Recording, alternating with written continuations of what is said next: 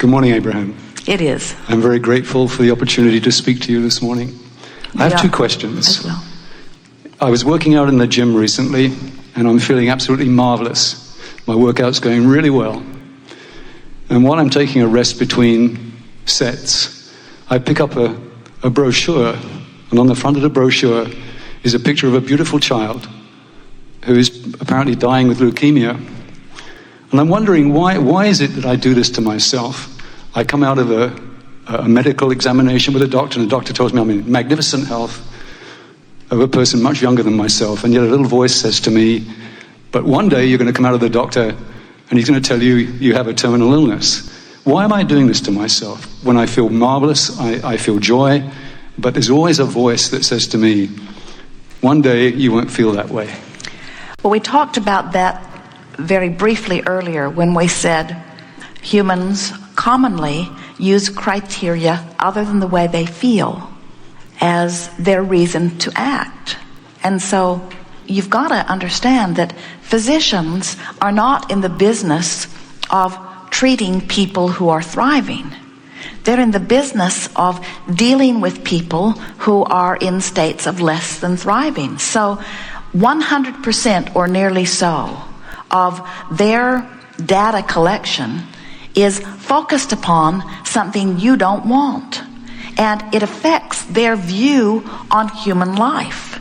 And the more you listen to them, the more they will talk to you about your fallibility rather than about your invincibility. They're not talking to you about the law of attraction. They're not talking to you about the flow. Their business is dealing with people who have figured out how to resist the flow. And it's logical that when they look at you, when you go in, you're not saying, give me an examination and give me a long list of what's right. You go in asking them to see if they can find anything wrong with you. And when they get pointed toward that for a period of time, then large segments of your culture begin to do that. Now, there's another big reason for that too. And this is really the best answer to the question for you specifically. To everyone, really. In this contrast that we've talked about that you are evaluating, you came forth in order to sift through it, in order to come to greater clarity about what you want. And it is a given that to know what you do want, you have to know what you don't want. In other words, you got to ask the question before you can get the answer. You have to acknowledge the problem before you can find the solution. You have to acknowledge that it could be better before you can ask for it to be better. In other words, it's just those two sides of everything. Humans get stuck on the problem side.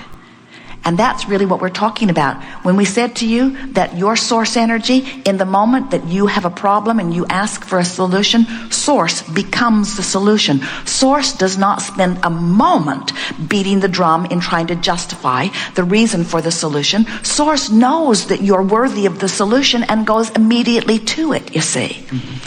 And when humans don't, then they get stuck in that vibration. And that, we know it's a very simplistic statement, but that is the reason for all of that. Then you might ask, but why a baby? What could a baby possibly do in terms of conversation or thought that could pinch off their flow of well-being? And we say, was the baby hatched on a bush? Is it a berry on a tree? Or was it born in the belly of a woman who had emotion? Was it born in the belly of a woman who was surrounded by other vibrations? In other words, in the moment that the first cell of you joins the other, as you begin to be that forming body, you are a vibrational being that is affected by the vibrations that surround you. Every consciousness that comes forth into every fetus knows full well what they are coming forth into.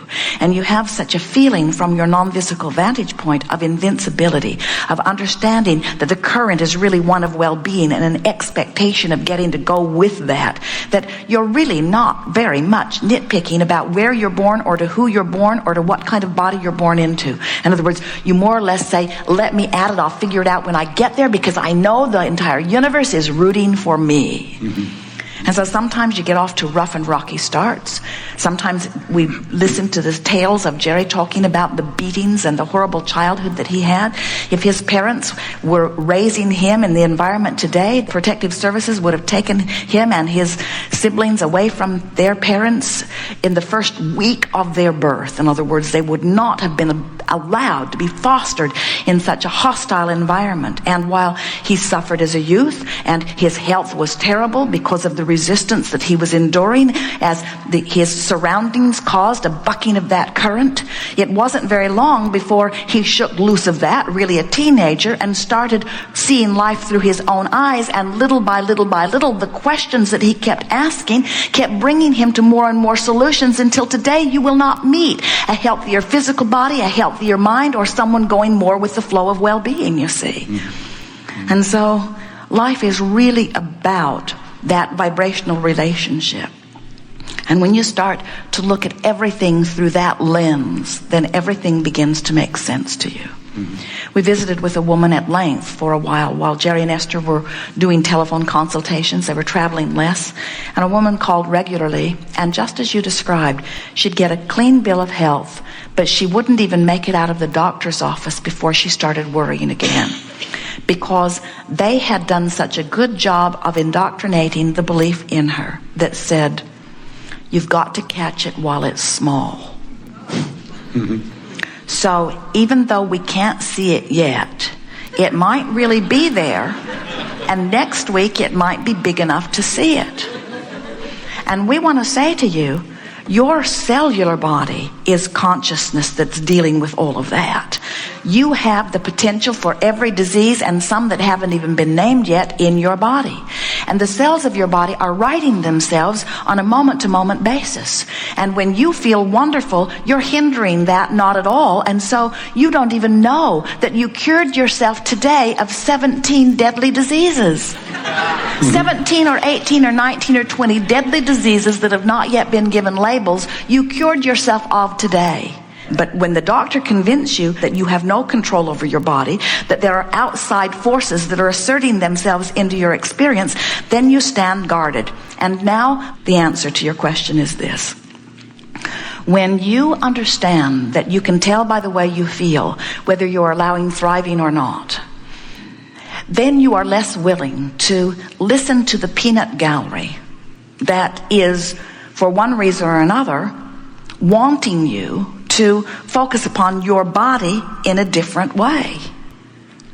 Doctors are well-meaning, and we adore them. And we think that the evolution of medicine in your environment is staggering. And if doctors could understand the vibrational nature of your being and stop bucking that current, wellness would begin to abound. If doctors, scientists, people could begin looking for the cause instead of the cure, they would discover that the cause is vibrational and always accompanied by emotion, and that the way you feel is pointing right at that thing you're doing that's setting something in motion. So instead of going to the doctor for an examination, we want you in the middle of your anger to say, oh yeah, that's that thing I do that prohibits my abundant wealth. How can I work my mind around so that I don't feel that way? How can I stop blocking the wellness? Blocking the wellness. If you weren't doing that thing you do that keeps the wellness from flowing, you'd be well. It's just that simple. And you're not going to find out, in most cases, that thing you're doing that's blocking the wellness by going to the doctor. He's going to exaggerate that thing you do and cause you to block it more. And the reason that we know that is because we can see the vibrational balance in the physical body. And at the time of diagnosis, there is always a huge spike in resistance and a lowering of the allowing of the well-being. Now, once he scares you into that panic, if he can convince you that he's got a pill that will solve it, then maybe you'll come down from that resistance and maybe you'll find a solution, and that's all well and good. We just don't see the point of digging yourself into a 20-foot hole only to dig yourself out, and then when you're on even ground, feel triumphant. Yes, yes. So your question was, why do I do that to myself? Why, even though I'm healthy, why do I worry about not being healthy? And we say, think about it. You want to be healthy. Let's say you've been sick, which makes you want to be well. Or let's say you've been well and you like being well. So you want to be well, you want to be well, you want to be well. And Source says, yes, yes, yes. And then Source says, I hold you completely and utterly, unequivocally in the vibration of wellness. That's the vibration I see of you. That is the dominant vibration. And then you read a statistic, or you think of something that you've learned, and you think in the midst of that powerful wanting to be well, in the power of that current of wanting to be well, you think, but what if I get sick? Well, what kind of thought is that in comparison with this knowing? That's a thought that's pushing in opposite direction. Now, we want to put this into a new way. Let's say that thought's not pushing in opposite direction. Let's just say that thought's what it is, but that thought's not going with the current. Those boulders in the stream that Jerry and Esther floated down weren't going upstream. They were just sitting there. But you should have seen the spout of water and the indication of resistance that they were causing because the boulders were not going with the flow. And that's what happens to all of you. When you really, really, really, really want something, but you're beating the drum of something that's keeping you from going with the flow, you feel that discord of not going with the flow. And that's what you're describing. Mm-hmm. It's your inner being's disagreement with that terrible thought that you were thinking. If your inner being agreed with you that you're probably going to get sick, then you'd be in vibrational alignment with your inner being and you wouldn't feel negative emotion. You'd just be sick. Mm-hmm. Mm-hmm. Yes. But it doesn't work that way because your inner being knows too much. Mm-hmm. Jesus, who understood this healing, who went away and found alignment with Source, came to the place that he knew that if he could hold you in the vision of the wellness that he knew was really you, that he could dominate the vibration of your being and maybe influence you to that knowing. And then he said, go forth and tell no one, because he knew if you talked about it, they'd talk you right back in to the resistance that was disallowing your well-being to begin with. When the woman touched his robe, he said, it is your belief, it is your faith that makes you whole. In other words, it's not the power that I have that I'm asserting into you. It's that something about your relationship with me causes you to temporarily suspend your resistance and let you go with the wellness that you deserve and are worthy of always, you see. Mm-hmm. Mm-hmm. Esther used to watch television and she'd see those commercials, the medical commercials. She almost can't watch television without seeing them. And it was before she was fast on the mute button, and so she'd be well into it before, and she would throw her remote control at the sofa as she would shout, don't you know what you are doing to those people? And we said to Esther, they must be doing it to you too, or you would not feel this way. Mm-hmm. In other words, that negative emotion that you are feeling means that you are watching something that's causing you to buck the current. Maybe there's something within your vibration that they are merely activating. And that's what you're describing. She didn't then totally believe in her wellness. And so when they aggravated that, it amplified her sensation of the stream that she wasn't going with. You see, and so she could say in very accurate terms, as I watch this commercial, it activates my desire for wellness. It causes my stream about wellness to go faster. But the words of this commercial are causing me to plant myself in this stream and not let myself go. Therefore, I don't like the way this commercial feels. Therefore, you should stop offering that commercial to me. And over time, we were able to help Esther to understand that just because they say it doesn't make it so for her. Just because they believe it, just because they have even facts and evidence, doesn't make it so for her. The statistics that people gather are only about other people's relationship with the stream. It doesn't have anything to do with your relationship to the stream, but the madder they make you, the more it affects your relationship with the stream, you see. Mm-hmm. Yes. So now Esther understands that, and when she sees the commercials, she looks at what they're wearing. She wonders how good their life is. She hopes they're having a thriving practice. she hopes that they're helping someone, but she doesn't have the feeling of aggravation about it, because to her, those people are a non-issue, just like the majority of what's going on this planet is a non-issue to Jerry and Esther.